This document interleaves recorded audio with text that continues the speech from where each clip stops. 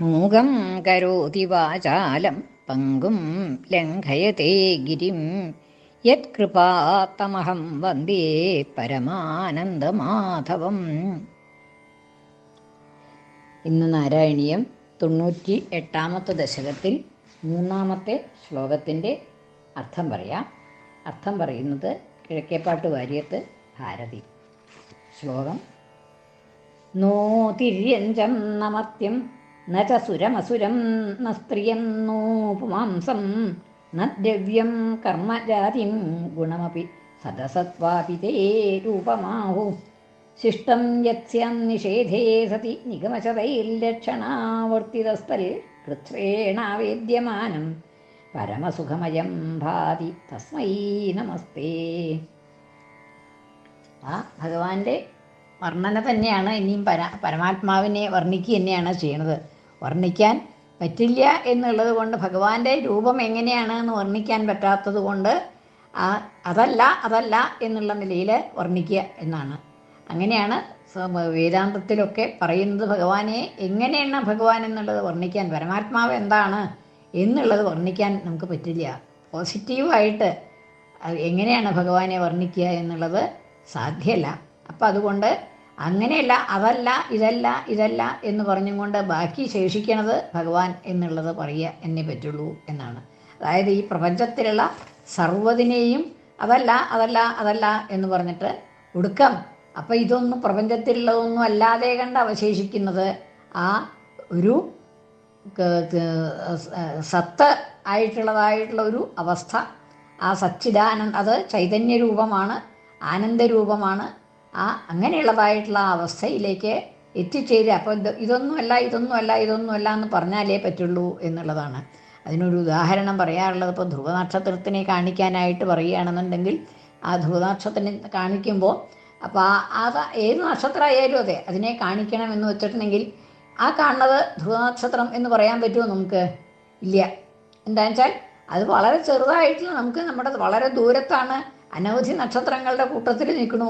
അപ്പോൾ അത് ഏത് എന്നുള്ളത് കാണിക്കാൻ പറ്റില്ല. അപ്പോൾ അതിൻ്റെ അടുത്തിങ്ങനെ അവിടെ ഒരെണ്ണം കാണുന്നത് അതല്ല, അതിൻ്റെ അപ്പുറത്തൊന്ന് നോക്കൂ അതുമല്ല, അതിൻ്റെ അപ്പുറത്തൊന്ന് നോക്കൂ അതുമല്ല, ഇങ്ങനെ അതല്ല എന്ന് പറഞ്ഞിട്ട് പിന്നെ ബാക്കി വരണതാണ് ധ്രുവനക്ഷത്രം എന്ന് പറയുക. അങ്ങനെ കാണിച്ചു കൊടുക്കുക എന്നുള്ളതാണ്. അതേമാതിരിയെ ഭഗവാനെ പറ്റിയിട്ട് സാധിക്കുള്ളൂ. ഇതല്ല എന്ന് പറഞ്ഞിട്ട് ഒടുക്കം ഇതൊന്നും അല്ലാത്തത് ആണ് ഭഗവാൻ എന്നുള്ളതാണ്. സാക്ഷാൽ പരമാത്മാവ് അതാണ്. നോ തിര്യഞ്ചം, തിര്യക്കുകളായിട്ടുള്ളതൊന്നുമല്ല. തിര്യക്കുകൾ എന്ന് പറഞ്ഞിട്ടുണ്ടെങ്കിൽ പക്ഷിമൃഗാദികളൊക്കെ, അതൊന്നുമല്ല ഭഗവാൻ എന്ന് പറയണത്. പരമാത്മാവ് എന്ന് പറയണത് ഈ തിര്യക്കുകളൊന്നുമല്ല. മർത്യനല്ല, അതായത് മരണമുള്ളതായിട്ടുള്ള ആ മനുഷ്യരൊന്നുമല്ല. നോ തിര്യഞ്ചം ന മർത്യം ന ച അസുരം, സുരന്മാരല്ല, ദേവന്മാരല്ല, അസുരന്മാരുമല്ല. ന ച അസുരം ന സ്ത്രീയം നോ പുമാംസം, സ്ത്രീയാണോ? അല്ല. പുരുഷനാണോ? അല്ല. ന സ്ത്രീയം നോ പുമാംസം. അതായത് ഇതൊന്നും അല്ല എന്ന് പറയാൻ കാരണം ഇങ്ങനെ ഓരോന്ന് പറയുന്നുണ്ട്. അപ്പം അതൊന്നും അല്ല എന്നുള്ളതാണ്. ഇതൊക്കെ നശിക്കണതാണ്. തിര്യക്കുകളൊക്കെ നശിക്കണതാണ്, മർത്യന്മാരൊക്കെ നശിക്കണതാണ്, അല്ലേ? സുരന്മാരൊക്കെ നശിക്കണതാണ്, അസുരന്മാരൊക്കെ നശിക്കണതാണ്. ഇതൊന്നുമല്ല ഭഗവാൻ എന്ന് പറയുകയാണ്. നാശമില്ലാത്ത ആളാണ്. ന സ്ത്രീയം നോ പുമാംസം, സ്ത്രീയല്ല, പുരുഷനല്ല. ന ദ്രവ്യങ്ങൾ ഏതെങ്കിലും ആണോ? മേശ, കസേര അങ്ങനെയുള്ളതായിട്ടുള്ള ദ്രവ്യങ്ങളൊക്കെ ഉണ്ട്, അതാണോ? അല്ല. ന ദ്രവ്യം കർമ്മം അല്ല. ന ദ്രവ്യം കർമ്മജാതിം എന്നാണ് ഒന്നിച്ച് പറയുകയാണ്. അതൊന്നും അല്ല. കർമ്മങ്ങളാണോ ഭഗവാൻ? അല്ല, കർമ്മങ്ങളല്ല. ജാതി എന്ന് പറയണതാണോ ഭഗവാൻ? അല്ല. ജാതി എന്ന് പറയണത് എന്താണെന്ന് വെച്ചാൽ ഈ ഗോത്വം എന്ന് പറഞ്ഞാൽ എല്ലാ ഗോക്കൾക്കും ഉള്ളതായിട്ടുള്ള ഒരു ധർമ്മം ഗോത്വം എന്ന് പറയുന്നത്. എല്ലാ മനുഷ്യർക്കും ഉള്ളതായിട്ടുള്ള ഒരു ധർമ്മം മനുഷ്യത്വം എന്ന് പറയുന്നത്. ഗജത്വം എന്ന് പറഞ്ഞാൽ എല്ലാ ഗജങ്ങൾക്കും ഉള്ളതായിട്ടുള്ള ഒരു ധർമ്മം. അതിനെയാണ് ജാതി. ഇങ്ങനെ പലതിലും കാണുന്നതായിട്ടുള്ള, ഒരേപോലെ കാണുന്നതായിട്ടുള്ള ഒരു ധർമ്മത്തിനെയാണ് ജാതി എന്ന് പറയണത്. അപ്പോൾ ഗോത്വജാതി, മനുഷ്യത്വജാതി, മൃഗത്വജാതി, വിഹഗത്വജാതി ഒക്കെ പറയാം. അങ്ങനെ ഓരോരോ ജാതികൾ ഉണ്ട്. അപ്പം ആ ജാതി എന്ന് പറയുന്നത് പൊതുവെ അതാണ്. ആ ജാതിയല്ല, കർമ്മമല്ല, ജാതിയല്ല, ഗുണമാണോ അല്ല, പല ഗുണങ്ങളും ഉണ്ടല്ലോ, അതൊന്നുമല്ല. ഇവിടെ സത്വ രജസ് തമോ ഗുണങ്ങളെയല്ല പറയണത്, അല്ലാതെ കണ്ടുള്ള കറുപ്പ വെളുപ്പ തുടങ്ങിയതായിട്ടുള്ള ഗുണങ്ങൾ. ആ ഗുണങ്ങളൊന്നും ഭഗവാനല്ല, അതൊന്നുമല്ല ഭഗവാൻ. പിന്നെ ദ്രവ്യം കർമ്മ ജാതിം ഗുണമപി സദസത്വാപി തേ രൂപമാഹു. അങ്ങനെ സത്തുകളായിട്ടുള്ള നന്മ ഉള്ളതായിട്ടുള്ള വസ്തുക്കൾ, അല്ലെങ്കിൽ നന്മ അസത്തായിട്ടുള്ള വസ്തുക്കൾ, ഇതൊന്നുമല്ല ഭഗവാന്റെ രൂപം. അങ്ങനെയുള്ളതൊന്നും തേ രൂപമാഹുഹു, അങ്ങയുടെ രൂപം ഇതൊന്നുമല്ല. ദ്രവ്യമല്ല, ഗുണമല്ല, കർമ്മമല്ല, ജാതിയല്ല, മനുഷ്യനല്ല, മൃഗമല്ല, എന്തു വേണ്ട, അസുരന്മാരല്ല, ദേവന്മാരല്ല, ഇതിൽ നിന്നൊക്കെ ഭിന്നമാണ് അങ്ങ് എന്ന് പറയാണ്. നദ്രവ്യം കർമ്മജാതിം ഗുണമപി സദസത്വാപി തേ രൂപമാഹു. പിന്നെ ഏതാണ്? ശിഷ്ടം യത് സ്യാത്, ഇതൊന്നും അല്ലാതെ കണ്ട് യാതൊന്നാണോ ഉള്ളത്, ഇതൊന്നും അല്ലാതെ കണ്ട് യാതൊന്നാണോ ഉള്ളത്. ശിഷ്ടം യത് സ്യാം നിഷേധേ സതി, ഇതൊന്നും അല്ല അല്ല അല്ല എന്ന് പറഞ്ഞ് മാറ്റി നിർത്തിക്കഴിഞ്ഞാൽ, എല്ലാറ്റിനെയും പ്രപഞ്ചത്തിൽ നമുക്കറിയാവുന്നതിനെയൊക്കെ മാറ്റി നിർത്തിക്കഴിഞ്ഞാൽ, അതല്ലാതെ കണ്ട്, ഈ മാറ്റി നിർത്തിയതൊന്നും അല്ലാതെ കണ്ട് അവശേഷിക്കുന്നത് എന്താണ്? അത് ഈ പരബ്രഹ്മം മാത്രമാണ്, പരമമായിട്ടുള്ള ആ ബ്രഹ്മം ആത്മാവ് മാത്രമാണ് അവശേഷിക്കുന്നത്. അതാണ് സാക്ഷാൽ ഭഗവാൻ എന്നുള്ളതാണ്. ശിഷ്ടം യത്സ്യാം നിഷേധേ സതി നിഗമശതൈഹി ലക്ഷണാവൃത്തിതസ്ഥൽ പൃച്ഛേണാവേദ്യമാനം. അപ്പോൾ ഈ ഭഗവാനെ എങ്ങനെ അറിയാം? ഭഗവാൻ അതാണ് ഭഗവാൻ. ഇതും നിഷേധമൊക്കെ കഴിഞ്ഞിട്ട് പിന്നെ ബാക്കിയുള്ളതാണ് ഭഗവാൻ എന്ന് പറഞ്ഞാൽ, അങ്ങനെ അത് ഭഗവാനെ എങ്ങനെ അറിയാൻ പറ്റും എന്നുണ്ടെങ്കിൽ അത് നേരിട്ട് പറഞ്ഞറിയാൻ പറ്റണതല്ല. ലക്ഷണാവൃത്തി കൊണ്ടേ അതിനെ അറിയിക്കാൻ തന്നെ പറ്റുള്ളൂ. അത് കഴിഞ്ഞ് അങ്ങനെ അറിയിക്കാൻ പറ്റുകയാണെങ്കിൽ തന്നെ അത് കഴിഞ്ഞ് അനുഭവം കൊണ്ടേ വേദ്യമായി തീരുള്ളൂ എന്നാണ്. ലക്ഷണാവൃത്തി കൊണ്ടാണ് ഭഗവാനെ മനസ്സിലാക്കാൻ സാധിക്കുക എന്നുള്ളതാണ്. തത്വമസി എന്നുള്ളത് പറയുമ്പോൾ അതാണ് ഈ ലക്ഷണാവൃത്തി കൊണ്ട് അതിനെ പറ്റിയിട്ട് കുറച്ച് പറയാണ്ടിരിക്കാൻ പറ്റില്ല. അത് എങ്ങനെയാണെന്ന് വെച്ചാൽ ഉപദേശവാക്യമാണ് തത്വമസി എന്നുള്ളത്. തത് ത്വം അസി, തത് അത് നീ തന്നെയാണ്. ആ പരമാത്മാവിനെ നമ്മളെ മറയ്ക്കുന്നതായിട്ടുള്ള പല വസ്തുക്കളും പരമാത്മാവിലുണ്ട് അല്ലേ? പരമാത്മാവിനെ എന്ന് പറയുമ്പോൾ നമുക്ക് ആ സച്ചിദാനന്ദ സ്വരൂപം ആയിട്ടുള്ളതായിട്ടുള്ള ഒന്നിനെയല്ല നമ്മൾ മനസ്സിലാക്കേണ്ടത്.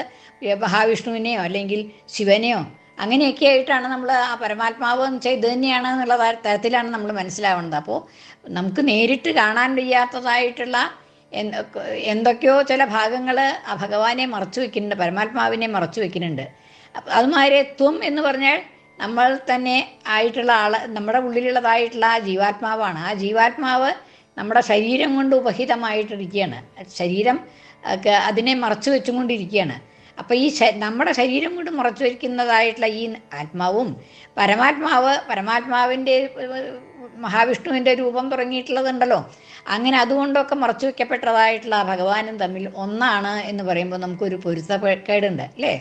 ഈ ഞാൻ തന്നെയാണ് ഭഗവാൻ എന്ന് പറയുമ്പോൾ നമുക്ക് നമ്മുടെ ഉള്ളിലുള്ളതായിട്ടുള്ള ആത്മാവിനെ എടുക്കാനായിട്ടും അല്ലെങ്കിൽ ഭഗവാന്റെ ഉള്ളിലുള്ളതായിട്ടുള്ള പരമാത്മാവിനെ എടുക്കാനായിട്ടും നമുക്ക് സാധിക്കണില്ല എന്നുള്ളതാണ്.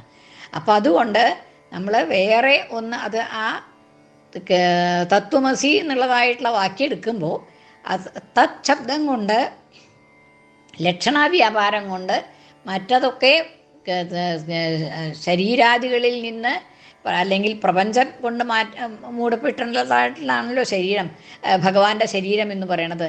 അപ്പോൾ ആത്മാവ് എന്ന് പറയണത് ആ മൂടപ്പെടുന്നതായിട്ടുള്ള ആ പ്രപഞ്ചാദികളായിട്ടുള്ള സർവ്വതിനെയും മാറ്റി നിർത്തിയിട്ട് ആ ഭഗവാനെ ആത്മാവിനെ മാത്രം പരമാത്മാവിനെ മാത്രം അർത്ഥമായിട്ട് ഗ്രഹിക്കണം എന്നാണ്. ലക്ഷണാവൃത്തി കൊണ്ട് അങ്ങനെയാണ് കിട്ടുക എന്നാണ്. അപ്പോൾ അതുമാതിരി ത്വം എന്നുള്ളത് കൊണ്ടോ നമ്മുടെ ഈ ശരീരത്തിനെയൊക്കെ മാറ്റി നിർത്തിയിട്ട് അതിൻ്റെ ഉള്ളിലുള്ളതായിട്ടുള്ള ആ ആത്മാവിനെ മാത്രം ഗ്രഹിക്കണു എന്നാണ്. അപ്പം അങ്ങനെ ആ ത്വം ശബ്ദം കൊണ്ട് നമ്മുടെ ഉള്ളിലുള്ളതായിട്ടുള്ള ആത്മാവിനെ മാത്രം ഗ്രഹിക്കുക. തച്ഛബ്ദം കൊണ്ട് ഭഗവാന്റെ നമ്മൾ വിചാരിക്കുന്നതായിട്ടുള്ള ബാക്കി ആർഭാടങ്ങളൊക്കെ മാറ്റി നിർത്തിയിട്ട് ആ പരമാത്മാവിനെ മാത്രം മനസ്സിലാക്കുക. അപ്പോൾ അങ്ങനെ ഈ രണ്ടർത്ഥം കിട്ടണം എന്നുണ്ടെങ്കിൽ ലക്ഷണ വ്യാപാരം കൊണ്ടാണ് കിട്ടണത്. അല്ലാതെ കണ്ട് നമ്മൾ മനുഷ്യൻ എന്ന് പറഞ്ഞിട്ടുണ്ടെങ്കിൽ മനുഷ്യൻ്റെ ശരീരത്തിനെ അല്ലാതെ എൻ്റെ ആത്മാവിനെ ആത്മാവ് എന്നുള്ള അർത്ഥം കിട്ടില്ലല്ലോ സാധാരണ പറയുമ്പോൾ. ഇല്ല, ആ ആത്മാവ് എന്നുള്ള അർത്ഥം കിട്ടണം എന്നുണ്ടെങ്കിൽ ഈ ലക്ഷണാവ്യാപാരം വേണം എന്നാണ്. അപ്പം അങ്ങനെ ലക്ഷണാവ്യാപാരം കൊണ്ട് ഈ ഇപ്പം ഒരു കൃച്ഛ്രേണ വളരെ ബുദ്ധിമുട്ടി മാത്രം മനസ്സിലാക്കത്തക്കതാണ് ആത്മാവ് എന്നല്ല ഈ ഭഗവാൻ എന്നാണ് പറയുന്നത്. അപ്പോൾ ഈ ആത്മാവും പരമാത്മാവും തമ്മിൽ ഐക്യം വന്നു. ഒന്ന് തന്നെയാണല്ലോ.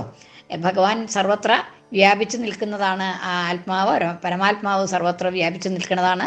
നമ്മുടെ ആത്മാവും അതിൽ നിന്നും ഭിന്നമല്ല എന്നുള്ളതായിട്ടുള്ള ആ ബോധം ഉണ്ടാവണത് വളരെ ബുദ്ധിമുട്ടിയിട്ടാണ്. ഞാൻ ഈ പറഞ്ഞതുകൊണ്ടൊന്നും അത് ആവില്ല എന്ന് പറയുകയാണ്. അപ്പോൾ അങ്ങനെയുള്ളതായിട്ടുള്ള ആ പരമാത്മബോധം വളരെ കൃച്ഛ്രേണ ബുദ്ധിമുട്ടി മാത്രം ഉണ്ടാവുന്നതായിട്ടുള്ള ഒന്നാണ്. അങ്ങനെയുള്ളതായിട്ടുള്ള ആ പരമാത്മബോധം ഉണ്ടായ കൃച്ഛ്രേണ ആവേദ്യമാനം വളരെ ബുദ്ധിമുട്ടി മാത്രം മനസ്സിലാക്കാവുന്നതാണ്. അത് പരമസുഖമയം ആനന്ദ സ്വരൂപമാണ്. അത് ആവേദ്യമാനം എന്ന് വെച്ചാൽ ആദ്യം മനസ്സിലാക്കുക എന്ന് ആണ് പറയുന്നത്. അത് മനസ്സിലാക്കലാണ്, അറിയൽ എന്നുള്ളത്. അപ്പോൾ അറിയുന്നതായിട്ടുള്ള വ്യക്തി വേറെ ഒന്നാണ്. അത് അനുഭവം എന്നുള്ളതായിട്ടുള്ള അവസ്ഥ. അറിയുക എന്നുള്ള അവസ്ഥയും അനുഭവിക്കുക എന്നുള്ള അവസ്ഥയും രണ്ടാണ്. ഈ തത്വമസി എന്നുള്ളതൊക്കെ വാക്കിൻ്റെയൊക്കെ അർത്ഥം മനസ്സിലായി കഴിഞ്ഞാലും നമുക്ക് ഭഗവാൻ ഇങ്ങനെയൊക്കെയാണ് എന്നറിയാം എന്നല്ലാതെ കണ്ട് അനുഭവം ആവണമെന്നുണ്ടെങ്കിൽ അത് ഒന്നുകൂടിയും അപ്പുറത്തേക്ക് കയറണം എന്നുള്ളതാണ്. അത് അറിയാറാവണം ഭഗവാനെ നല്ലപോലെ. ഐക്യം വന്നു കഴിഞ്ഞാലേ അത് അറിയലാവില്ല. അപ്പോൾ അവിടെ അനുഭവിക്കലാണ് വരണത്. ഐക്യം വന്നു കഴിഞ്ഞാൽ അത് അനുഭവമാണ്, അറിയലല്ല. വേറെ ഇല്ല. അനുഭവിക്കുക എന്ന് പറഞ്ഞിട്ടുണ്ടെങ്കിൽ അനുഭവിക്കുന്ന ആൾ അനുഭവിക്കപ്പെടുന്നത് രണ്ടും ഉണ്ട്, വേറെ ഉണ്ട്.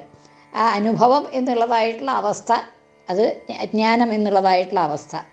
ജ്ഞാനം എന്നുള്ളതായിട്ടുള്ള അവസ്ഥ, അറിയുന്നവൻ എന്നുള്ള അവസ്ഥ, അറിയപ്പെടുന്നത് എന്നുള്ള അവസ്ഥ. ഇങ്ങനെ 3 എണ്ണം ഉണ്ടെങ്കിലേ അറിയലാവുള്ളൂ. 3 എണ്ണം വേണം.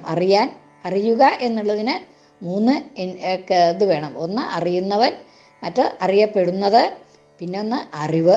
ഇങ്ങനെ 3 എണ്ണം ഉണ്ട്. പക്ഷെ അനുഭവത്തിൽ അതില്ല. അനുഭവത്തിൽ ഒന്നേ ഉള്ളൂ. അപ്പോൾ ജീവനും പരമാത്മാവും ഒന്നായിട്ട് തീർന്നു. അങ്ങനെ ഒന്നേ ഉള്ളൂ അനുഭവത്തിൽ എന്നുള്ളതാണ്. അതാണ് ആ വ്യത്യാസം അവിടെ ഉണ്ട്. അങ്ങനെ കൃച്ഛ്രേണ ആവേദ്യമാനം, കൃച്ഛ്രമായിട്ട് വളരെ ബുദ്ധിമുട്ടി മാത്രം മനസ്സിലാക്കി കഴിഞ്ഞാൽ പിന്നെ പരമസുഖമയം, ആ പരമസുഖത്തിലേക്ക് എത്തുന്നു. ഇങ്ങനെ മനസ്സിലാക്കി കഴിഞ്ഞാൽ പിന്നീടാണ് ആ പരമസുഖമായിട്ടുള്ള പരമാനന്ദ സ്വരൂപമായിട്ട് മാറണത്. പിന്നെയാണ് അങ്ങനെയുള്ളതായിട്ടുള്ള അങ്ങക്ക് ആ പരമാനന്ദ സ്വരൂപമായിട്ടുള്ള തേ നമസ്തേ, അങ്ങക്ക് നമസ്കാരം. പരമസുഖമയം ഭാതി, അങ്ങനെയായിട്ട് ശോഭിക്കുന്നത് യാതൊന്നാണോ അപ്രകാരമുള്ള അങ്ങയ്ക്ക് നമസ്കാരം എന്ന് പറഞ്ഞ് ശ്ലോകം അവസാനിപ്പിക്കുകയാണ്. മോതിര്യഞ്ജം നമർത്യം നരസുരമസുരം നസ്ത്രിയം നോ പുമാംസം നദ്രവ്യം കർമ്മജാതിം ഗുണമപി സദസത്വാപി തേ രൂപമാഹു ശിഷ്ടം യസ്യം നിഷേധേ സതി നിഗമശതൈർലക്ഷണാവർത്തിതസ്ഥൽ കൃച്ഛ്രേണാവേദ്യമാനം പരമസുഖമയം ഭാതി തസ്മൈ നമസ്തേ. കൃഷ്ണാർപ്പണം. മലയാള പരിഭാഷ. നിൻ രൂപം ജന്തുവല്ല, മനുജനപി ഭവാനല്ല ദേവാസുരന്മാർ. നീയാണും പെണ്ണുമല്ല, സദസദുഗുണം കർമ്മസമ്പത്തു ജാതി. പിന്നെ ശേഷിച്ചതാം നീ നിഗമശതമഹോ ലക്ഷണം കൊണ്ടു മാത്രം കഷ്ടപ്പെട്ടിട്ടു വർണ്ണിച്ചൊരു പരമപദം ദേവ നിന്നെ നമിപ്പൂ. സർവത്ര ഗോവിന്ദനാമ സങ്കീർത്തനം. ഗോവിന്ദ ഗോവിന്ദ.